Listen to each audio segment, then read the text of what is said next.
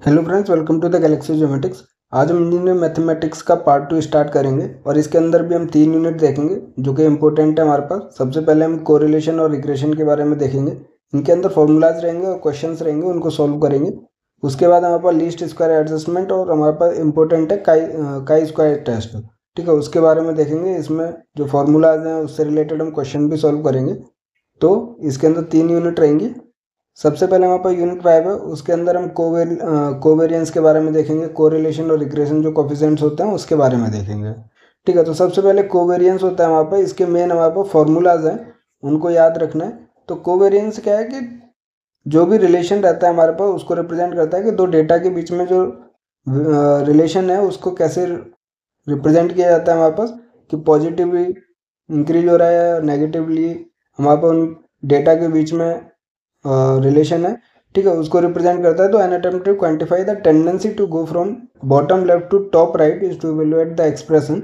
तो एक्चुअली ये डेटा के ऊपर डिपेंड करता है कि वो कितना ज़्यादा कोरिलेट करते हैं एक दूसरे से। तो जैसे ये डेटा हमारे पास रहेगा उसको हम प्लॉट करेंगे, ठीक है। जो भी दो डेटा रहेंगे, एक एक्स एक्सिस पे और एक वाई एक्सिस पे, तो जो इसका प्लॉट रहेगा वो रिप्रेजेंट करेगा हमारे पास। आगे जाके देखेंगे कि उनका क्या चीज़ है। तो कोवेरियंस जो है हमारे पास टेंडेंसी शो करता है।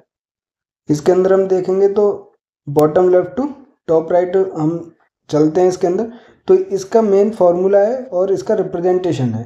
तो कोवेरियंस जो है हम डिनोट करते हैं को, जो भी डेटा होगा ए बी होगा या जिस भी डेटा के बीच में हमें कोवेरियंस बताना है, एक्स और वाई हम यहाँ पर लेकर चल रहे हैं, तो वो कोवेरियंस या एस एक्स वाई से रिप्रेजेंट किया जाता है, ठीक है। तो इसका फॉर्मूला है 1/n summation of I by I is equal to 1 to n X I minus X bar Y I minus Y bar. तो ये जो आई है वो हमारे पास नंबर ऑफ डेटाज है, एन जो रहेगा वो हमारे पास जितने नंबर ऑफ डेटा रहेंगे, और आई है हमारे पास एक एक डेटा, मतलब आई की वैल्यू 1 2 3 4 जितने भी डेटा रहेंगे एन तक जाएगा हमारे पास। और एक्स बार और वाई बार जो है उस डेटा का मीन है, ठीक है। तो ये फॉर्मूला को सिंप्लीफाई किया गया है बाद में, और वो है हमारे पास 1/n summation of X minus X bar और वाई माइनस वाई बार का मल्टीपल लिखते हैं हम सीधा। अब इसका जो मेन फॉर्मूला है वो ये वाला है, कि ये जो फॉर्मूला है ज़्यादा आगे इसको सॉल्व किया गया है, सिंप्लीफाई किया गया है। ये इंपॉर्टेंट फार्मूला है क्योंकि इससे ही हमारे पास सारे क्वेश्चन सॉल्व होंगे। तो कोवेरियंस का जो फॉर्मूला रहेगा एक्स और वाई का, वो रहेगा हमारे पास 1/n total number of data और summation of X Y minus X bar into Y bar. ये आपको याद रखना है, ठीक है। ये वाला जो फॉर्मूला है वो काफ़ी इंपॉर्टेंट है। अब इसका हम यूज़ देख लेते हैं इस एग्जाम्पल के अंदर, कि आउट मैथ्स के मार्क्स हैं आउट ऑफ 30, एक्स है हमारे पास, और फिजिक्स के मार्क्स हैं हमारे पास किसी भी स्टूडेंट के, तो out of 40। A B C D ये नंबर ऑफ डेटा या नंबर ऑफ स्टूडेंट्स के लिए यहाँ पे, ठीक है। तो 20 है 23 है, ये हमारे पास क्या है, मैथ्स के मार्क्स हैं डिफरेंट स्टूडेंट्स के, और ये हमारे पास फिजिक्स के मार्क्स हैं। तो ये दो डेटा, इन दोनों में क्या कोवेरियंस रहेगा, उसके बाद हम कोरिलेशन में भी इसका यूज करेंगे। पहले अभी कोवेरियंस समझ लेते हैं। तो कोवेरियंस को हम एस एक्स वाई से रिप्रेजेंट कर रहे हैं, क्योंकि C O V X Y लिखेंगे तो बार बार बड़ा पड़ेगा, हम सीधा एस एक्स वाई से रिप्रेजेंट करेंगे। तो 1/n और summation of X into Y minus का X bar into Y bar. तो सबसे पहले हम क्या निकालेंगे, इसके मीन वैल्यू निकालेंगे, जो कि क्या होगा, एक्स बार और वाई बार होगा। एक्स बार वाई बार क्या रहेगा हमारे पास, जितना भी एक्स का डेटा है, ठीक है, उसको divided by total number of data करेंगे। तो कितने हैं हमारे पास, 1 2 3 4 5 6 7 8 9 10 हैं टोटल। तो 20 + 23 + 8 + 29 + 14 + 11 + 11 + 20 + 17 + 17 और डिवाइडेड बाई 10 करेंगे तो वहाँ पर एक्स बार की वैल्यू आ जाएगी 17, ठीक है। सिमिलरली आप इन सभी वैल्यूज को ऐड ऑन करोगे, डिवाइडेड बाई 10 करोगे तो वाई बार की वैल्यू आ जाएगी 30। तो एक्स बार वाई बार मतलब मीन वैल्यू निकाल लिया आपने। अब हमारे पास एक है समीशन ऑफ एक्स वाई की वैल्यू बची है। उसको निकालने के लिए आपको क्या करना पड़ेगा, एक्स और वाई जो गिवन है ना, इन दोनों वैल्यूज़ को मल्टीप्लाई करके लिखना पड़ेगा, ठीक है। एक और कॉलम आप बनाना और इन दोनों को मल्टीप्लाई करके लिखोगे तो 600 हो जाएगा। सिमिलरली इन दोनों को मल्टीप्लाई करके लिखोगे, फिर सभी वैल्यूज़ को एक दूसरे से मल्टीप्लाई करके एक्स और वाई का जो मल्टीप्लाई है उसको लिखोगे, और ये इस सभी का समीशन जो करोगे, ठीक है, इन सभी वैल्यूज़ को जब आप ऐड ऑन करोगे तो आपको समीशन ऑफ एक्स वाई मिलेगा। कितना मिलेगा, 5313 मिलेगा, ठीक है। तो ये जो 1/n था, n नंबर ऑफ डेटा कितना है, 10 है, और समीशन ऑफ एक्स वाई जब दोनों को मल्टीप्लाई करके उनको ऐड ऑन करोगे तो 5313 आएगा।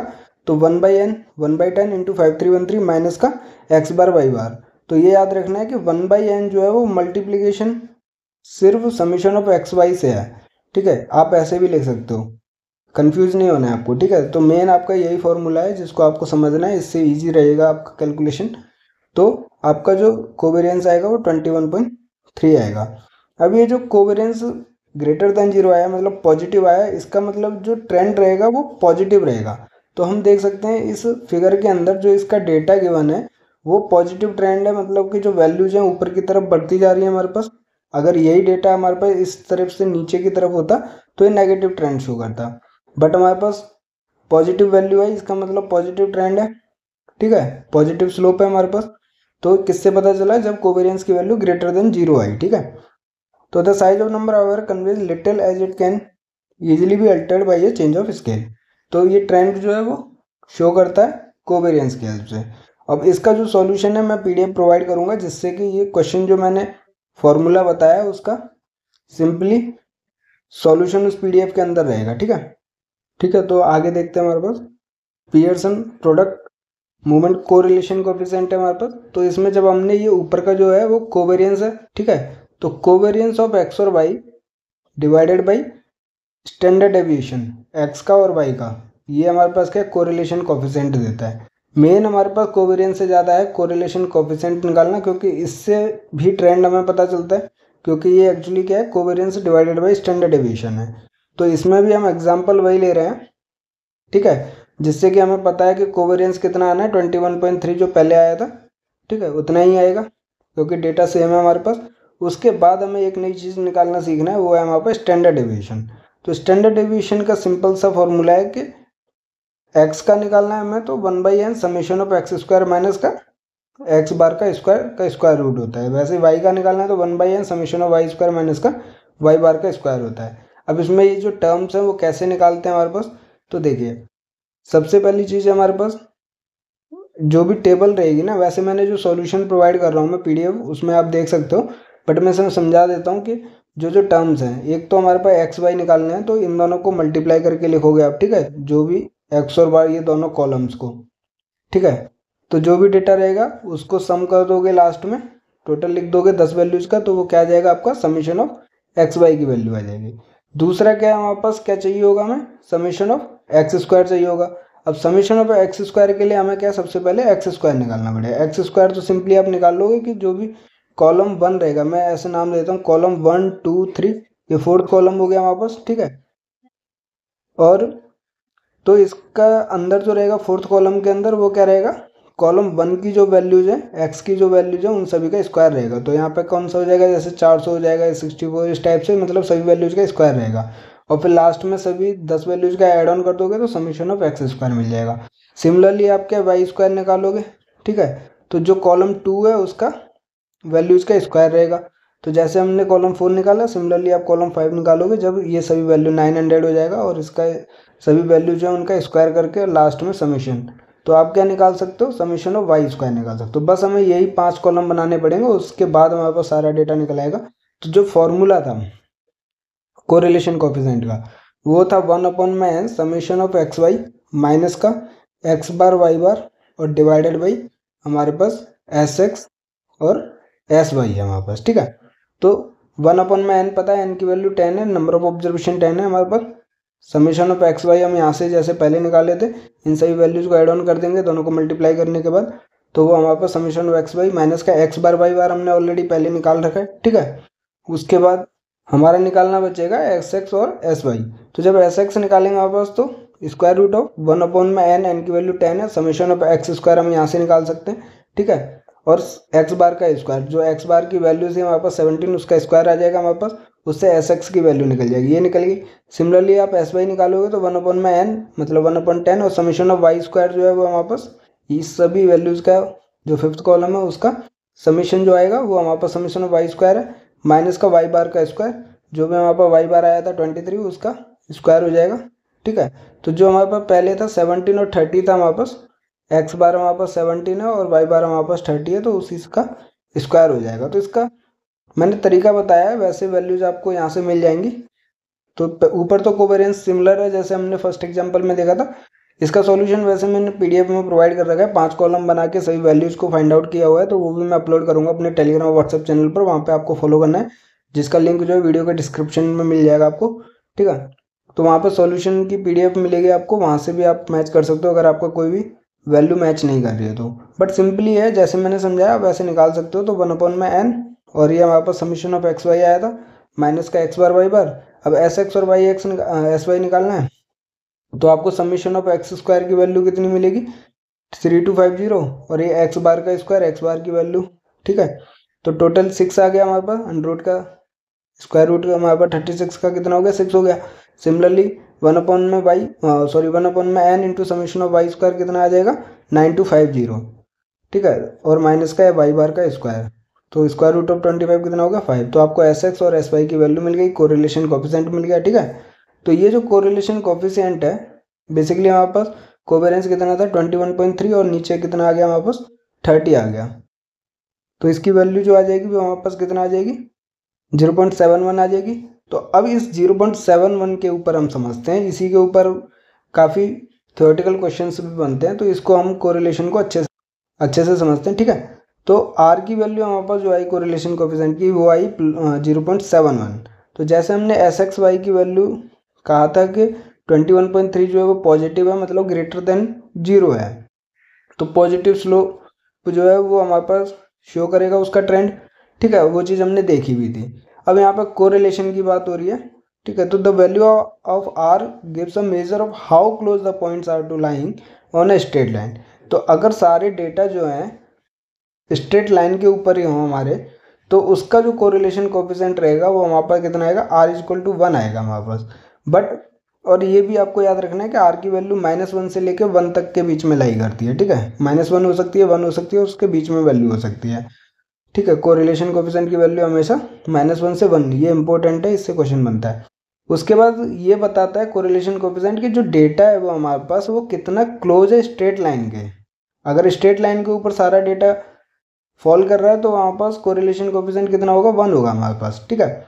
बट आर की वैल्यू 0.71 है, मतलब नियर टू स्ट्रेट लाइन है, मतलब कितना क्लोज है वो आर की वैल्यू से पता चलता है। जितनी पॉजिटिव और जितना 1 के क्लोज होगी उतने स्ट्रेट लाइन के क्लोज हमारे पास वो डेटा ट्रेंड शो करेगा।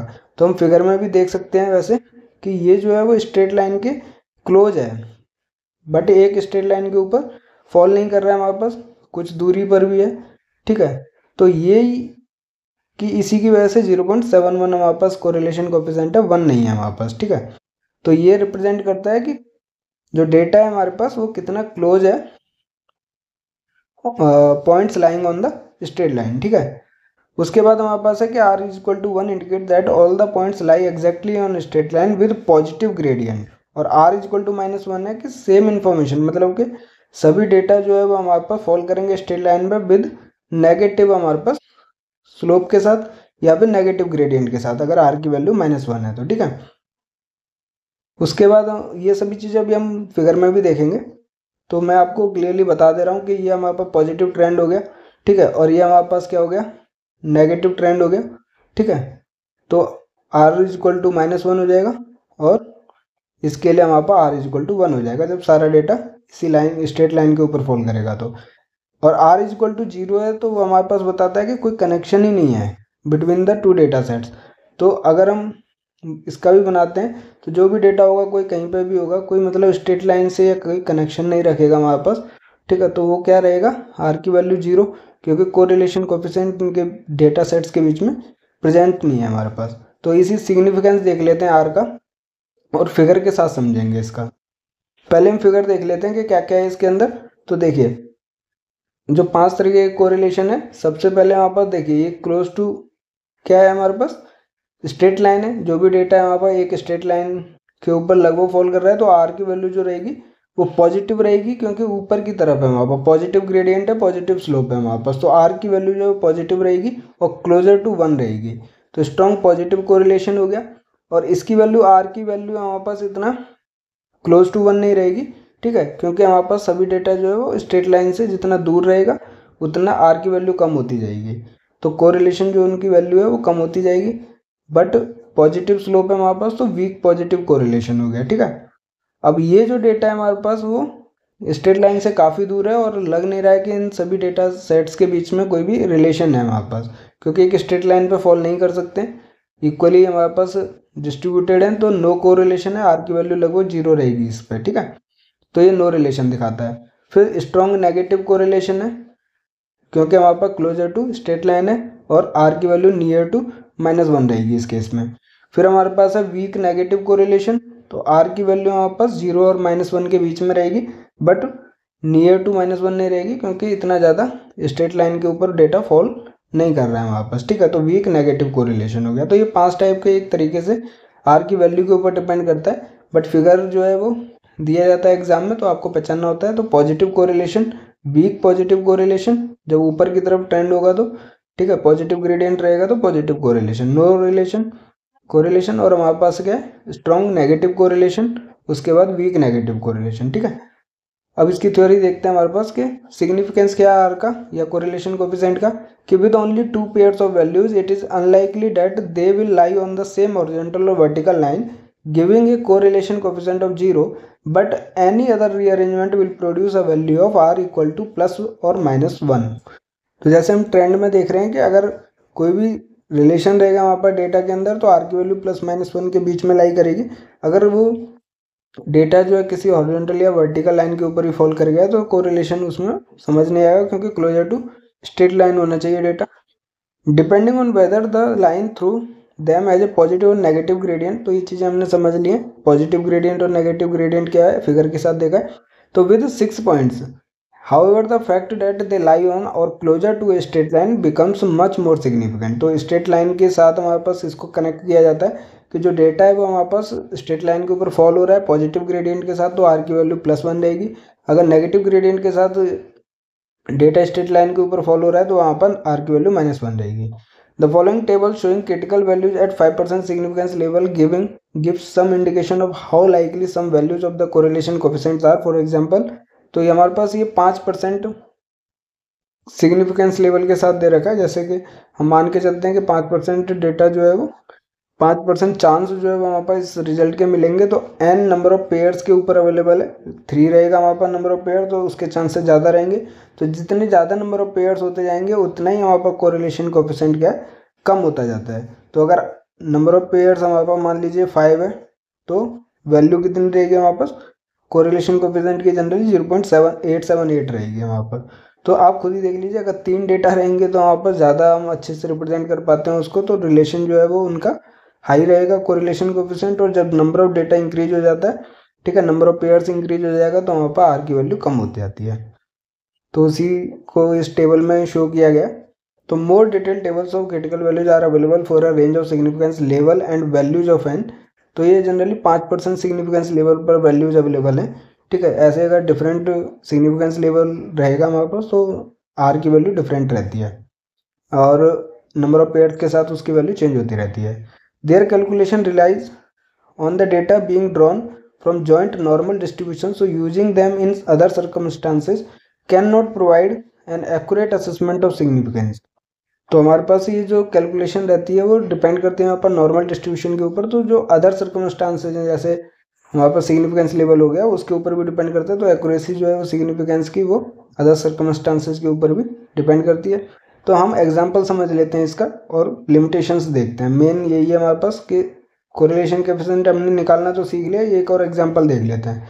तो इस एग्जांपल में क्या है कि एक group of 12 children participated in a psychological study designed to access the relationship if any between age x years and average total sleep time 8 EST। मतलब किस एज के बच्चे कितने मिनट तक सोते हैं, उस टाइप का डेटा कलेक्ट किया गया है हमारे पास, ठीक है। तो obtain the measure for 8 EST। Recordings were taken on each child on 5 consecutive nights and then averaged।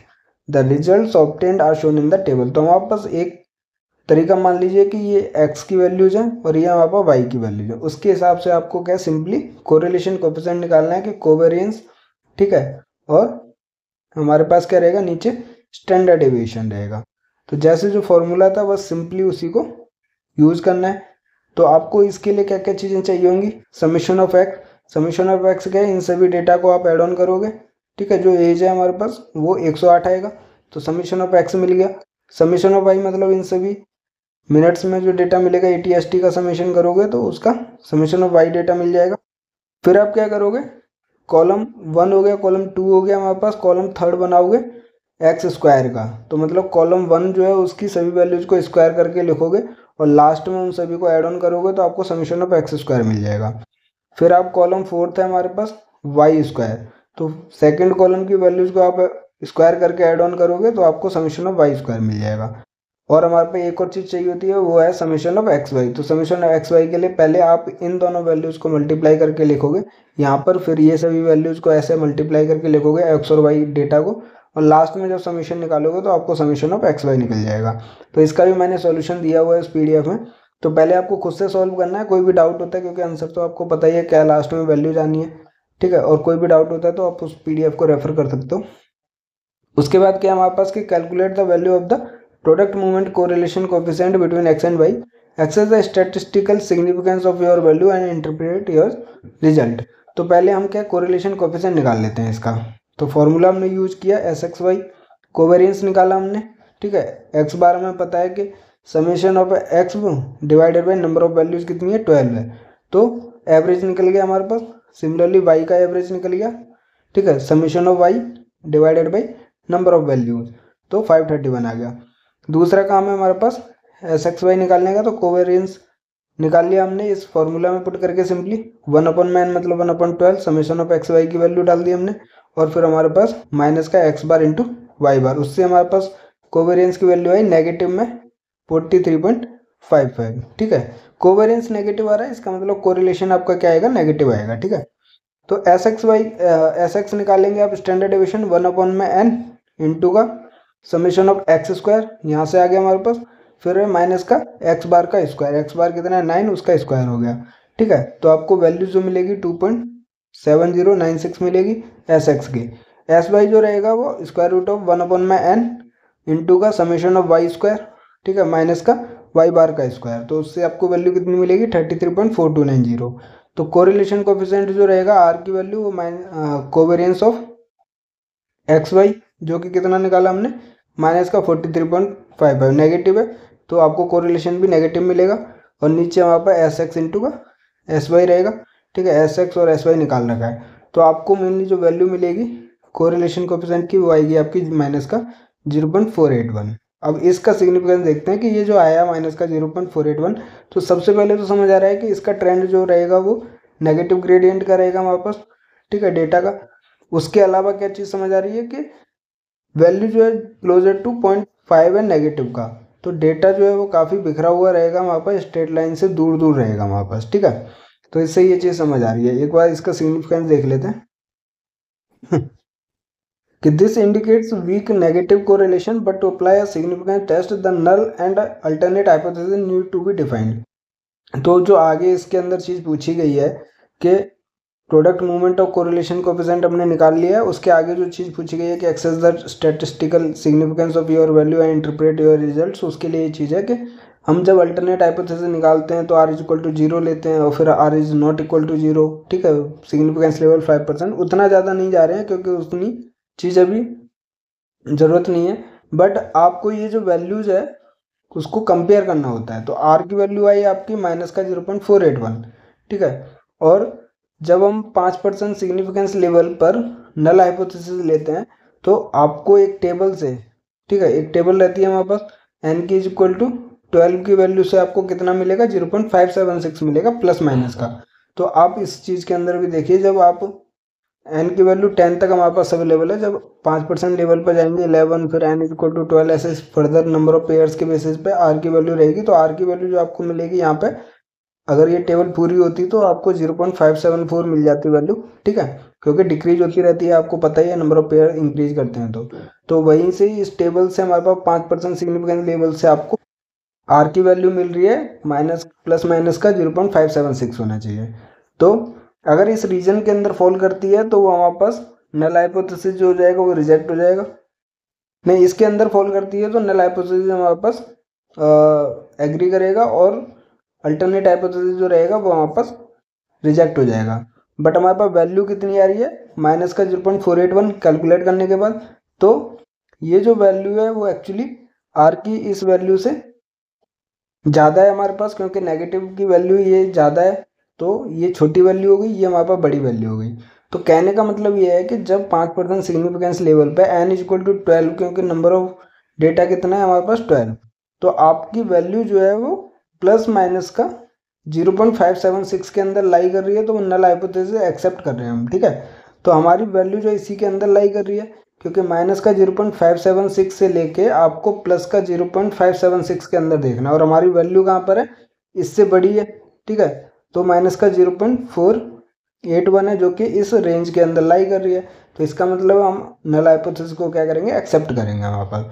तो इसका आंसर देखिए आपकी r equal to -0.481, there is insufficient evidence to reject the null hypothesis. तो मतलब हम इसको रिजेक्ट नहीं कर रहे हैं, हम इसको एक्सेप्ट कर रहे हैं नल हाइपोथेसिस को, क्योंकि ये जो वैल्यू है इसके अंदर पड़ रही है। अगर यही हमारे पास माइनस का 841 रहती तो इससे बाहर रहती है हमारे पास, और रिजेक्ट हो जाता नल हाइपोथेसिस। तो इस रेंज में है, इसलिए हम एक्सेप्ट करेंगे नल हाइपोथेसिस। ठीक है, तो ये नल हाइपोथेसिस का केस था। टेबल से हम वैल्यू निकालते हैं, बट आपको मेनली जो समझना है वो है कोरिलेशन कोएफिशिएंट की वैल्यू हम कैसे कैलकुलेट करते हैं। लिमिटेशंस ऑफ कोरिलेशन, ठीक है, ये 3 इंपॉर्टेंट पॉइंट है, इसको समझ लेते हैं, इससे थ्योरेटिकल पार्ट बनता है क्वेश्चन कि R is measure of linear relationship only. क्योंकि हम देख रहे हैं कि स्ट्रेट लाइन के ऊपर डेटा जो उसका ट्रेंड है वो किस टाइप का है, एक्चुअली हम उसके लीनियर रिलेशनशिप को देखते हैं। ठीक है, तो ये सही बात है कि there may be an exact connection between the two variables, but if it is not a straight line r is no help. अगर स्ट्रेट लाइन नहीं है तो आर कोई हेल्प नहीं करेगी। It is well worth studying the scatter diagram carefully to see if a non linear relationship में exist. Perhaps studying x and l and y may provide an answer, but this is only one possibility. तो आपको इसमें सिर्फ एक line याद रखनी है कि आर की जो सिग्निफिकेंस है वो सिर्फ लीनियर रिलेशनशिप को शो करने के लिए होता है। ठीक है, दूसरा पॉइंट है हमारे पास कि correlation does not imply causality. A survey of peoples in a primary school में well show that there is a strong correlation between those with a biggest left feet and those who are best at mental arithmetic. However, it is unlikely that a policy of left foot stretching will lead to improved score. It is possible that the oldest children have the biggest left foot and also best at mental arithmetic. तो इसमें आपको समझना है कि जब correlation हम निकालते हैं कोफिशिएंट, तो उसमें कोई कैजुअलिटी नहीं होती कि जो भी डेटा रहता है हमारे पास, जैसे हमने इस ट्रेंड में शो कर रहे हैं, तो वो क्लियरली रिप्रेजेंट करता है हमारे पास कि कौन सा बेस्ट डेटा हमारे पास स्ट्रेट लाइन को रिप्रेजेंट करता है, मतलब कोई कैजुअलिटी नहीं होती है। An unusual or freak result may have a strong effect on the value of R. What value of R would you accept if the point P are were omitted in the scatter diagram opposite? तो अगर straight line की बात कर रहे हैं वापस, तो हम कोरिलेशन कोफिशिएंट से निकाल लेंगे। ठीक है, बट अगर ये डेटा ही नॉन लीनियर रहेगा हमारे पास, जैसे हमने पहले पैराग्राफ में बात कि जब डेटा सेट्स के बीच में नॉन लीनियर रिलेशनशिप रहेगा, जैसे इसके अंदर है हमारे पास कि यहाँ पे यूनिफॉर्म डेटा डिस्ट्रीब्यूटेड है और एक डेटा बाहर है हमारे पास, तो ये सब के स्कैटर डायग्राम से ही हम इसको फाइंड आउट कर सकते हैं। ठीक है, बट हमारे पास वो चीज़ समझने के लिए नहीं है हमारे रिग्रेशन और लीनियर कोफिशिएंट। ठीक है, कोरिलेशन कोफिशिएंट, तो उसके बारे में हमने देखा है। अगर कोई भी डाउट होता है, क्योंकि ये एग्जाम्पल्स की PDF तो मैं सॉल्व करके डालूंगा अपने टेलीग्राम व्हाट्सएप चैनल पर। उसके अलावा अगर आपको कोई भी डाउट होता है तो आप हमें कमेंट कर सकते हैं। ठीक है, वीडियो को पसंद आता है तो शेयर कीजिए दोस्तों के साथ। ठीक है, और चैनल को सब्सक्राइब कीजिए, और हमारे साथ व्हाट्सएप और टेलीग्राम चैनल पर भी जुड़िए, जहाँ पर काफ़ी अपडेट्स अवेलेबल रहती हैं, जिसका लिंक जो वीडियो के डिस्क्रिप्शन में मिल जाएगा। और अपनी गेट ज्योमेट्रिक्स की तैयारी ज्योमेट्रिक्स गैलेक्सी के साथ करते रहिए। Thank you.